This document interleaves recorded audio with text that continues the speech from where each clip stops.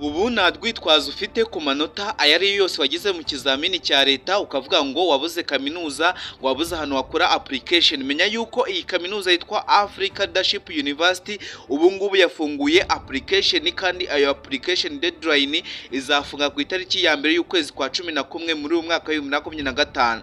Ikintu ugomba gukora rero ku bufatanye, iyi kaminuza yemejwe na HEC Rwanda, ikigo gishinzwe gutanga inguzanyo ku banyeshuri. Ikigo cyemeje yuko iyi kaminuza ya Africa Leadership University nkuko uri murebona kuri screen yawe yuko ariyo kaminuza yonyine yizewe itanga amahirwe ku banyeshuri b'Abanyarwanda bashaka gukabya inzozi mu kwiga amasomo azabagira akamaro mu hazaza. Hanyuma rero ndakugira inama yo gukora application, uzubane nanjye muri video mwereke ukuntu uza gukora application uza stage eshatu zisabwa kufatanya na Mastercard. Kandi ikindi kandi niba ufite ikibazo cy'ubushobozi ngo nta bushobozi ngo ufite ubushobozi bukeya, menya yuko kaminuza itanga amafaranga makeya ku mwaka. Ikindi kandi yishyurira abanyeshuri babisabye 100%, ukaza ukiga nta kintu na kimwe bagusabye, akaguha full scholarship.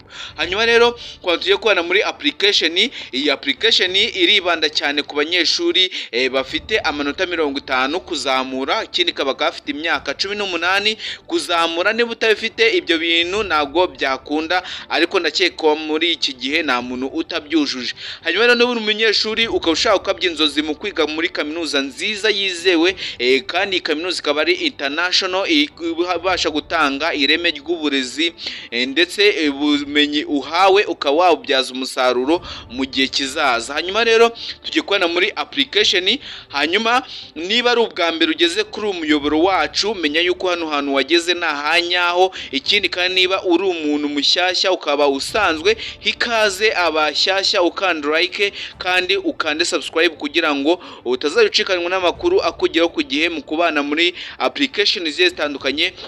Application y'amasomo, application y'akazi, application ya green card ndetse n'ibindi bigiye bitandukanye byagufasha mu gukabya inzozi zawe, byose tubitanga hano kuri iyi channel. Ikintu ugomba ko rero kana subscribe kandi uraking video kugira ngo utere imbaraga zizatuma dukora izindi video. Nge ni Christ Mutabazi mara muri video nk'ibisanzwe. Reka twihute dukore application kuko iyi kaminuza Reiki izafunga ejo bundi. Ikindi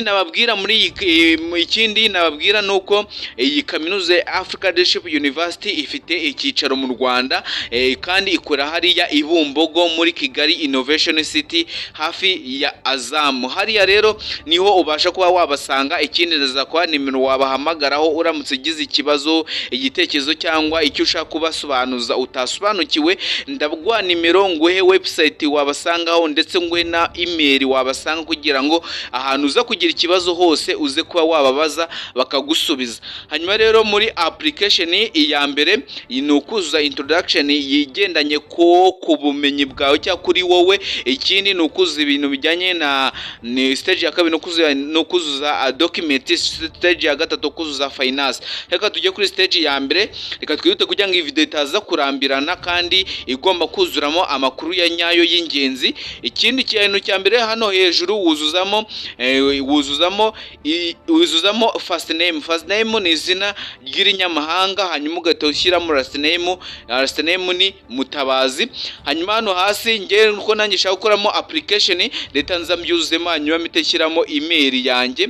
Nimara gushyiramo email ndahita nza nyitepingemo vuba email, nawe tujyanirane kandi nuza gucikwa akantu gatoya kuri iyi video uze gusubiza inyuma, byose biremewe. Hanyuma hano utamambwira ashyiremo nimero ya telefone na kode y'igihugu. Kode y'igihugu ni uguteranya 150. Ubwo phone number nandika mereye kuri 7 nkaza ku yindi mibare y'inyuma. Hanyuma mbageta bambwira hano handitse ngo what is your date birth. Date birth ubwo ni igihe cy'amavuko, ndeta nza ngishyiremo. Abeshi kwiranga muntu haba ariho iya mbere y'ukwa mbere, nawe rero niba ariyo iriho urashyiraho iya mbere y'ukwa mbere, ko nge hariho iya mbere y'ukwa mbere niyo ndi bushyireho. Hanyuma kugira ngo na iyi application cyangwa iyi application itancika, nduzuzamo amakuru ya nyayo y'ingenzi kuko byose barabicekinga. Hanyuma bahita bambwira ngo which country do you live in. Ese ni ikihe gihugu uri kubarizwamo ubu ngubu? Ibihugu rero waba uri mu Rwanda waba uri aho ariho hose mu mpande zigiye zitandukanye z'isi, urabona yuko ibihugu byose birimo, uhita ukivugamo ngo what country do you live, ugahita ubivuga, hanyuma ugahita uvuga umujyi ubarizwamo. ubu ngubu ko ugeri kubarizwa Nyamata niho ndibuze gushyiramo. Niba we ari i Kigali urashyiramo Kigali, niba ari Nyanza ni Nyanza, niba ari Huye ni Huye. Hanyuma ugahita uvuga ngo what country did you attend high school, ese ni ikihe gihugu watendinzemo amashuri yawe ya high school? Ni Rwanda. Hanyuma ugahita uvuga ngo what is your high school, ese ikigo cyawe cya high school ni iki? Nkahita gitepingamo vuba. Hanyuma nawe uraza gushyiramo kandi ushyiremo amakuru ya nyayo yizewe kugira ngo iyi application itaza kugucika kandi utaza guhomba. Ikindi kandi niba ufite ikibazo cy'ubushobozi, menya yuko iyi kaminuza ya Africa Leadership University ibasha kuba yakwishyurira abanyeshuri yakiriye ku kigero cy'100%, bakakwishyurira buri kimwe cyose. Hanyuma tavuga ngo is your high school is list above, hoya hano muri liste bamaye nta cyari kirimo. Hanyuma tavuga ngo what is the name of your high school, ubwo tuvuga ikigo wizeho, hanyuma ukavuga umujyi wacyo, ugahita uvuga na program wumva ushaka gukomezamo. Hanyuma ikindi abantu biga hano muri Africa Leadership University ni entrepreneurial leadership, software engineering na international business and trade. Ikindi nababwira nuko muri izi programu zose bishyura ibihumbi 3 by'idolari ku mwaka. Urumva yuko atari amafaranga menshi, keretse abiga iyi programu yitwa ngo international business and trade, bo bishyura amadolari ibihumbi 4. Hanyuma niba nta bushobozi ufite uvuga yuko ntabwo ufite, hanyuma akagufasha ku kigero cy'100%. Hanyuma tuvuga ngo what did you hear about Africa Leadership University, kuko njye nayumvishe ku bufatanye na RX ndetse na RA ndetanza mitemo ahangaha. Hanyuma eta selectiona business software engineering ko niyo numva shaka gukomeza. Hanyuma ngita mvuga yuko nemera amategeko n'amabwiriza yuko intuition fee ari 3,000 ku mwaka nkuko ndimo mbibabwira. Hanyuma tukemera amategeko n'amabwiriza by'ikaminuza, tukemera yuko twaza twakira email ndetse n'amakuru agendanye n'iki kigo kugira ngo tutacikanywa n'iyi application. Hanyuma rero nkuko turi kubibona ubwo stage ya mbere ibirangiye. Iyirangiye rero biba byoroshye cyane, uhituzuge tutungukira kuri stage ya nyuma, stage ya kabiri. Stage ya kabiri rero uhita reka mbanze nuzuzemo izina ry'ikigo nguzuzemo, nawe urasubiza inyuma iyi video niba ubona yuko hari akantu karimo karagucika, kuko ndashaka yuko iyi application tuyikora kandi utavuga ngo ngewe ngo byancitse, uze gusubiza inyuma biremewe rwose. Hanyuma reka mbigire vuba kugira ngo naza kubarambira. Okay, yes.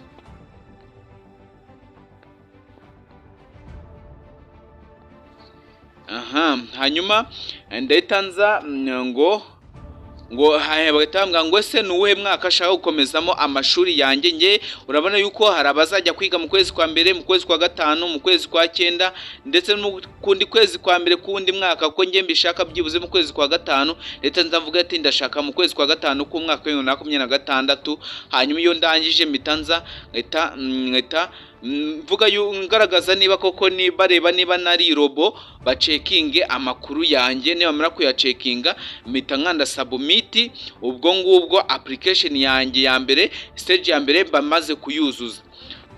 Reka banze bacekinge barebe niba nari robo, kuko akeshi baba bace ushaka amakuru ya nyayo yizewe 100%.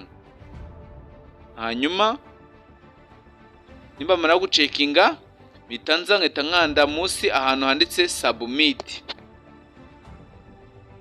bitanza nkakanda ahantu handitse submit, hanyuma nketa submitinga amakuru yanjye yuzuye. Hanyuma rero ku bantu bashaka ko dukomeza kubana mu zindi application nk'izi ngizi, muze ukana subscribe mu liking video niba mwayikunze, hanyuma kujya tubana mu zindi video nk'izi ngizi. Iyi rero yari Africa Leadership University, iyi ni kaminuza ibarizwa ariya Ibumbogo muri Kigali Innovation City.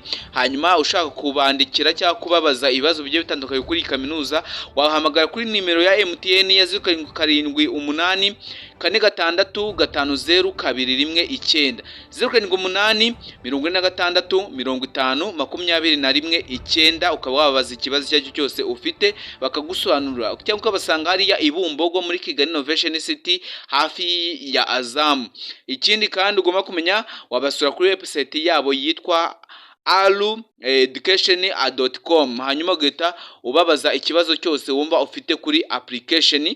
Hanyuma rero ngenda bakunda cyane mwabanye muri video ni Kalise Mutabazi Arindoci nk'ibisanzwe, ikatuze ko bana mu zindi video nk'izi ngizi kujya ngo usobanukirwe n'amakuru nk'aya ngaya abafasha ndetse asindagiza umunyeshuri mu kubona ndetse no kugera ku nzozi ziwe yiyemeje igihe yatangiraga urugendo rw'amashuri yiwe. Ndabakunda cyane, bye bye, reka tuze guhura mu kanya.